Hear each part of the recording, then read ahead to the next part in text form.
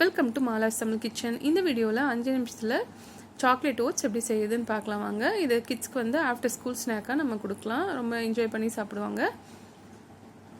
இதுக்காக ஒரு பாத்திரத்தில் அரை கப் அளவு காய்ச்சின பால் எடுத்துக்கிறேன். அதே கப்பில் 1/4 கப் அளவு தண்ணீர் சேர்த்துக்கலாம்.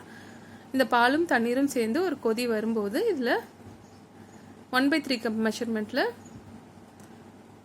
இன்ஸ்டன்ட் ஓட்ஸ் சேர்த்துக்கிறேன். கூடவே 1 டீஸ்பூன் அளவு கொக்கோ பவுடர் சேர்த்துக்கலாம். இதுதான் இந்த சாக்லேட் ஃப்ளேவர் தரும் இந்த ஓட்ஸ்க்கு.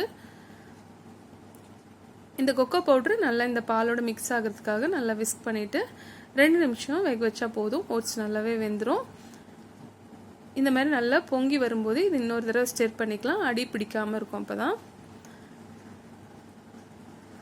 ஓட்ஸ் வந்து நல்லா குக் ஆகிருக்கும். இப்போ இதில் 1 டேபிள் ஸ்பூன் அளவு வெள்ளைப்பாகு, காய்ச்சின வெள்ளைப்பாகு திக்காக இது சேர்த்துக்கலாம். உங்கள் இனிப்புக்கு தகுந்த மாதிரி நீங்கள் சர்க்கரை கூட சேர்த்துக்கலாம், இல்லை வெள்ளைப்பாகு இன்னும் கூட வேணாலே சேர்த்துக்கலாம்.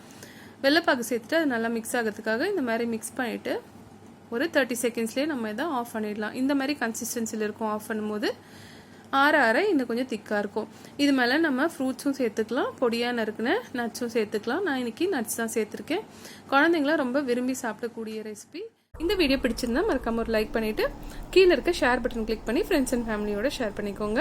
புதுசாக பார்க்குற ஃப்ரெண்ட்ஸ் மறக்காமல் சேனலை சப்ஸ்கிரைப் பண்ணுங்கள். வேற ஒரு யூஸ்ஃபுல் இன்ட்ரெஸ்டிங்கான வீடியோவில் சந்திக்கிறேன். தேங்க்யூ.